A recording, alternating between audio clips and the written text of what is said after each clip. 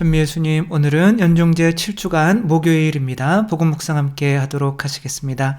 성부와 성자와 성령의 이름으로 아멘.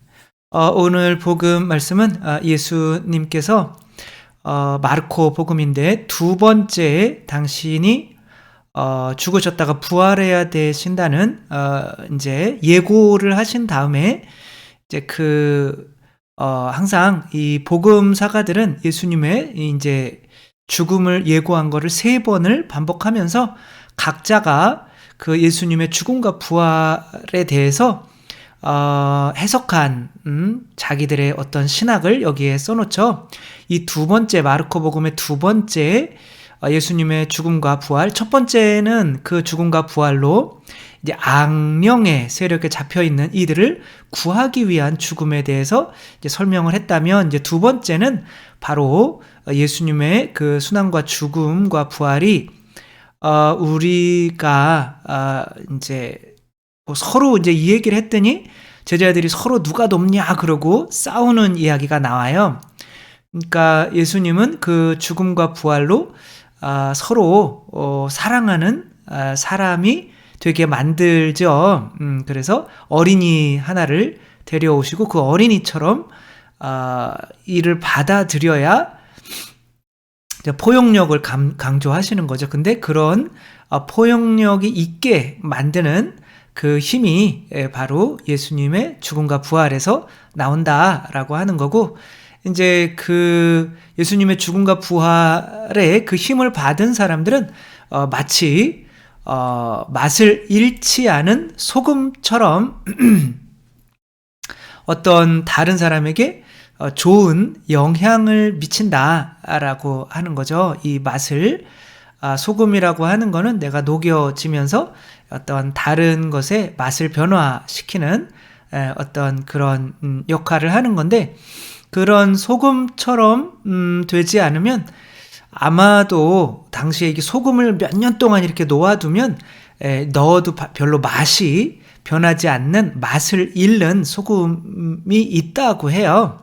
그래서 맛을 잃으면 이 소금, 그 소금 가지고는 뭐를 하느냐면 불을 뗄 때 그 안에 집어넣었다고 해요. 그게 오히려 소금이 불에 들어가면 또 꺼질 것 같은데 오히려 더 잘 사는 어떤 그런 역할도 했나 봐요. 그래서 그렇게 맛을 잃어버린, 내가 누군가에게 좋은 영향력을 끼치지 않는, 그래서 맛을 잃어버린 소금은 불구덩이에 던져질 거다라고 하면서 이제 어떤 영향이라고 하는 것이 누군가를 죄로부터 구해내는 일인 거죠.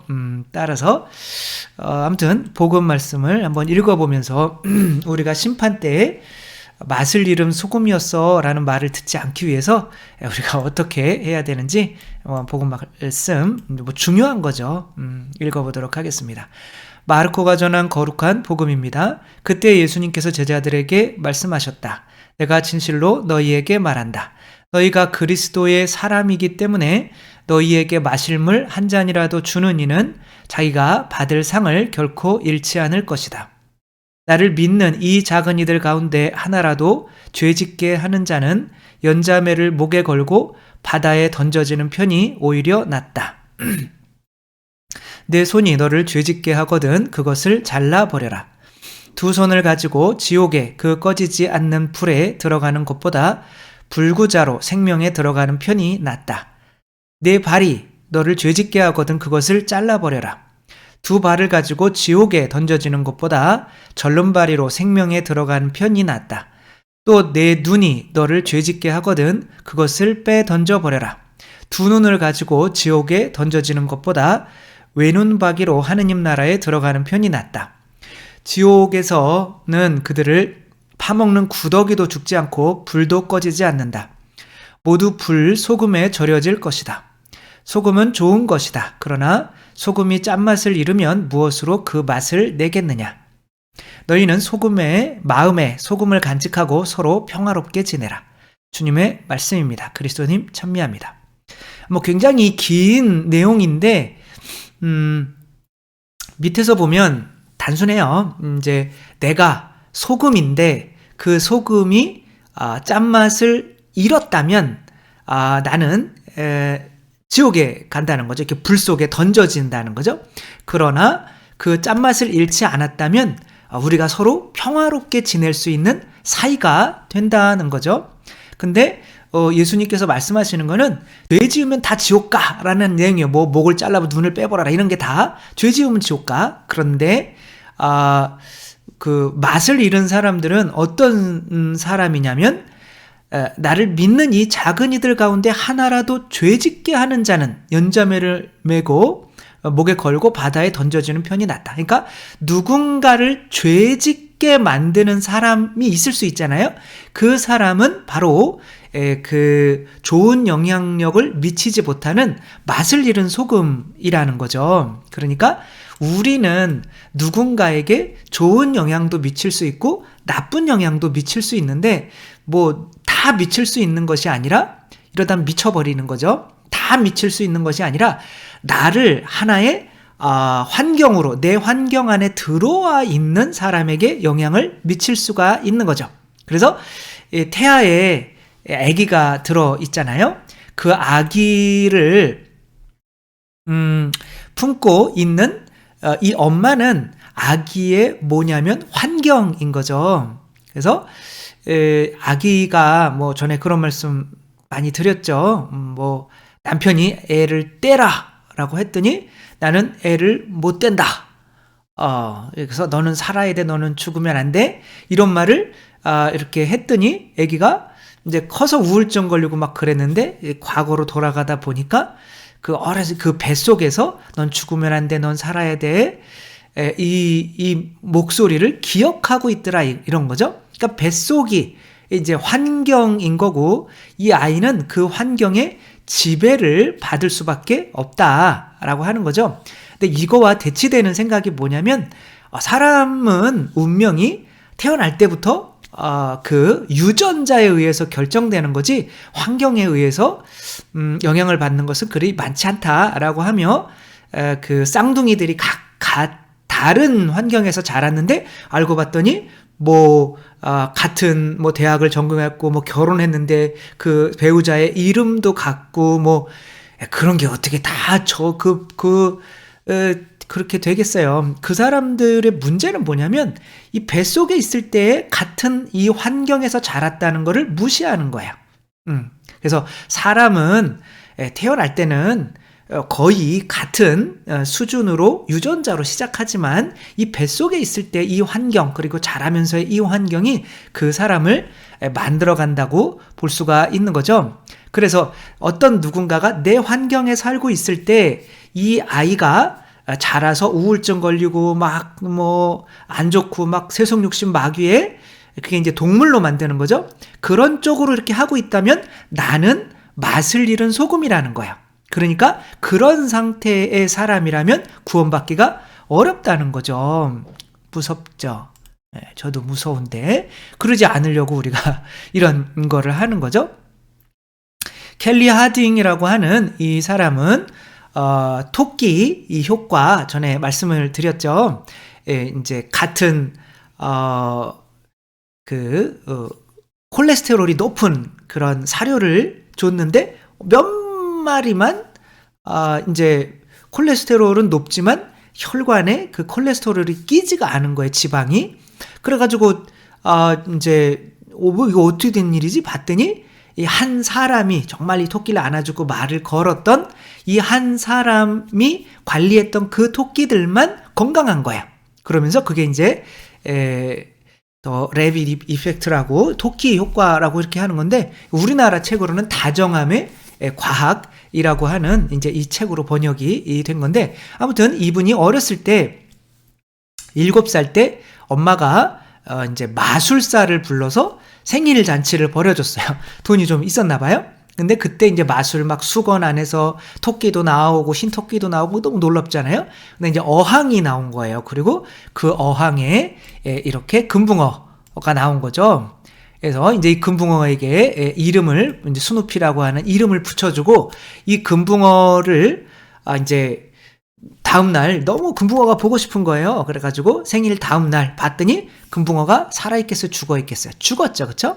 그럴 때 엄마, 그래, 어제가 내 생일이었는데 오늘은 내가 죽을 것 같아. 왜 죽을 것 같냐? 금붕어가 스누피가 죽었잖아. 그러는 거죠. 그러니까 엄마가 이제 딸을 위로하려고 금붕어는 원래 오래 못 살아. 바로 오늘이 죽는 날이었으니까 그렇지. 이제 그렇게 했는데 나중에 성장해서 보니까 금붕어애가 이 환경만 잘 갖춰지면 몇 년 정도 사냐면 2, 30년은 사는 물고기라고 하는 거예요.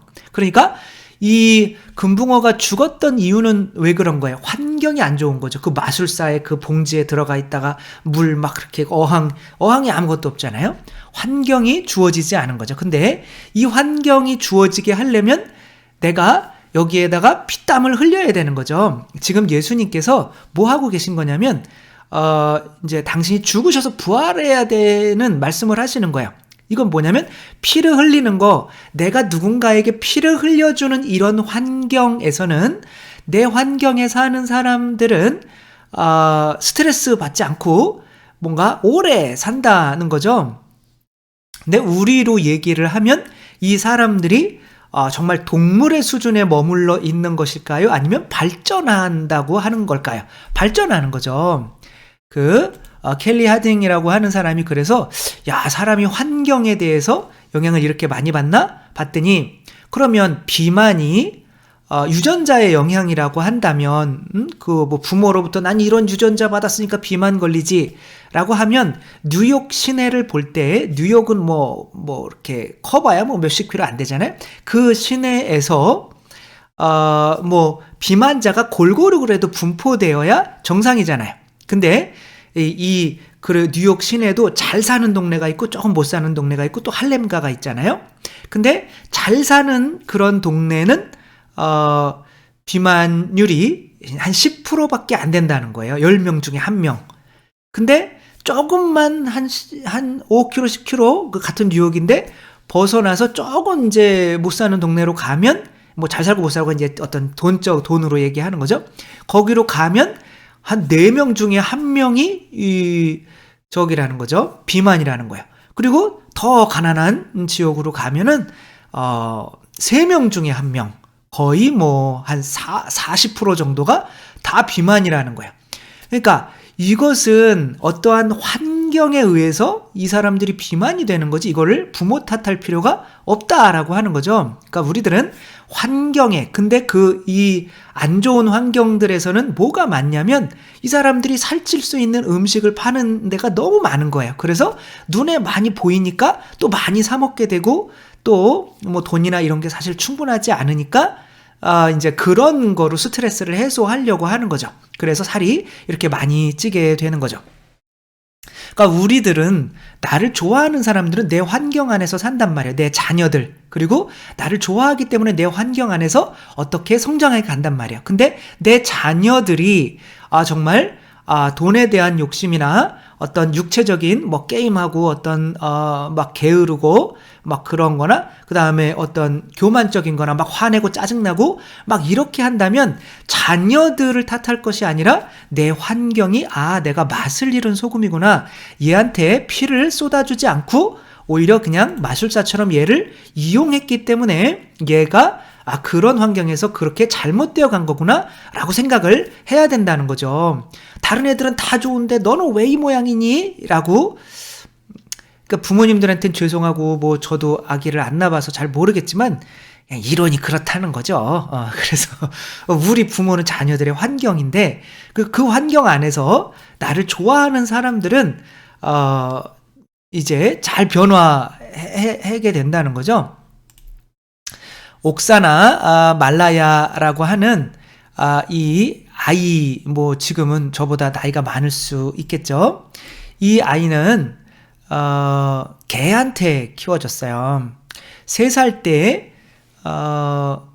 그 부모가 이제 환경이 안 좋은 거죠. 3살 때 이제 아이를 방치를 한 거죠. 그래서 아이가 이제 방치돼서 사라졌는 거죠. 아이가 사라져 3살 때.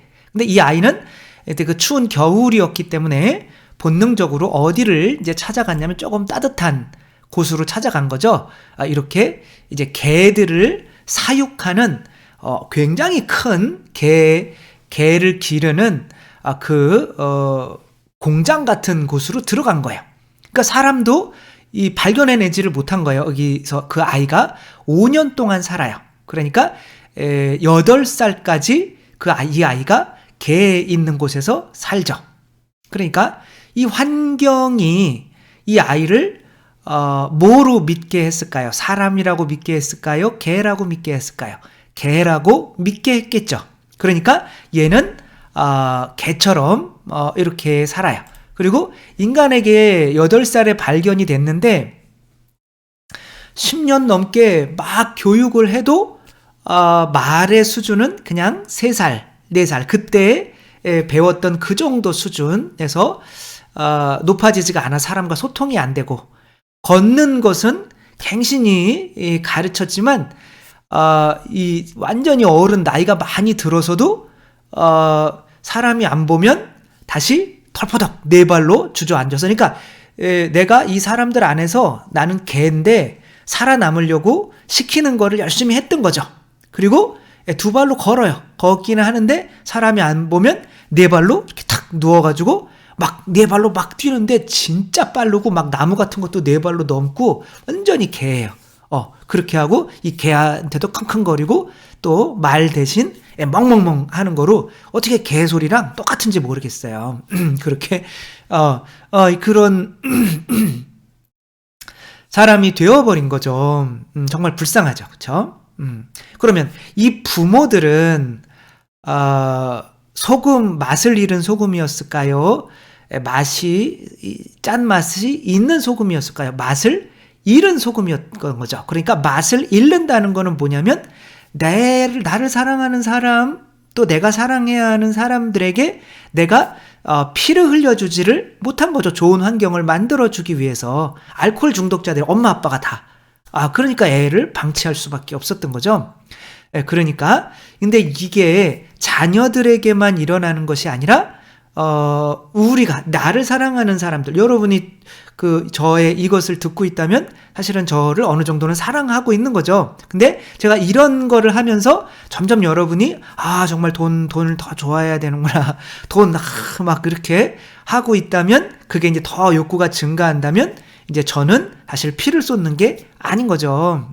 그리고 막 11조 내려고 그러다가 신부님 강의 듣고 11조 내면 안 되는구나, 일단은 내가 먼저 잘 살아야 되는구나, 막 이런 식으로 간다면 그것은 제가 피를 쏟고 있지 않은 거고 저는 맛을 잃은 소금이 되는 거죠. 교회도 마찬가지인 거죠. 이 부모는 적어도 좋은 환경이었다면 나는 인간이라고 하는 어떤 믿음을 줬어야 되는 거잖아요. 근데 그 믿음을 주지를 못한 거죠. 그러면 우리 교회가 좋은 환경이 되려면 천형성체하는 아이들에게 나는 인간이야 라고 하는 그 부모님이 준 믿음을 줘야겠어요. 나는 하느님이야. 그러니까 성부, 성자, 성령이 아니라 본성상 하느님이라는 거죠. 우리 성체를 하느님이라고 할 수 있듯이 그 성체를 영하는 우리도 하느님이 됐다고 할 수 있는 거죠. 그런데 이 아이들에게 나도 하느님이구나. 그러니까 베드로처럼 나도 물 위를 걸을 수가 있구나. 예수님이 한 건 다 할 수 있구나. 라는 이런 자존감을 넣어주지 못하는 이 교회라면 짠맛을 가진 걸까요? 잃은 걸까요? 거의 잃어간다고 봐야 할 수가 있는 거죠. 아이들에게 정말 천형성체 할 때부터, 성체를 영할 때부터 그런 좋은 역할을 해야 되는 거죠. 예수님은 이 짠 소금이 되시기 위해서 십자가에서 피와 물을 흘리셨죠.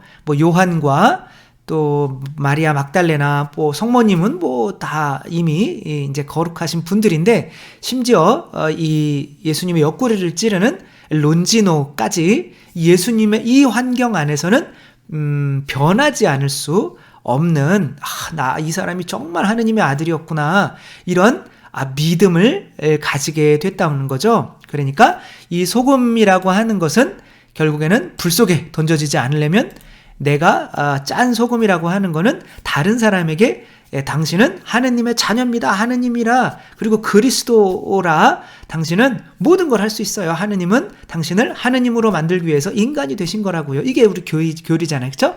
그렇게 누군가에게 너는 내 자식이야, 너는 인간이야, 이게 아니라 너는 진짜 하느님과 같은 존재고 하느님 아버지처럼 거룩하게 될 수 있는 존재고 예수 그리스도보다 더 큰 일을 할 수 있는 존재야 라는 이 믿음을 줄 수 있는, 그 환경을 만들어 줄 수 있는 사람이 바로 짠소금이라는 거. 그래서 우리들은 선교를 해야만 하는 거죠. 누군가에게 하느님의 자녀라는 믿음을 주는 데가 환경이 되어 있다면 나는 짠소금이고 지옥불에 던져질 생각은 할 필요가 없는 거죠. 그러나 내가 누군가에게 그런 믿음을 주고 있지 못하다면, 그래서 아이들이 자존감이 낮아서 나는 인간이니까 돈 벌어야 돼, 그런 돈이나 명예나 쾌락에 집착하는 이제 그런 사람들이, 내 주위에 있는 사람들이 그런 사람들로 변해간다면 나는 이제 맛을 잃은 사람일 수밖에 없는 거죠. 네, 우리들 정말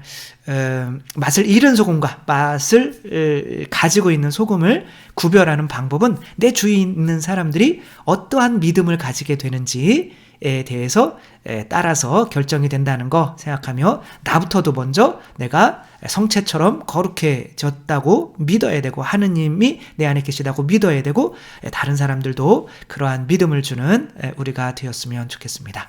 주님께서 여러분과 함께 전능하신 천주 성부와 성자와 성령께서는 여기 모인 모든 이에게 축복을 내리시어 길이 머물게 하소서. 주님과 함께 가서 복음을 전합시다. 하느님 감사합니다. 성부와 성자와 성령의 이름으로 아멘. 감사합니다. 사랑합니다.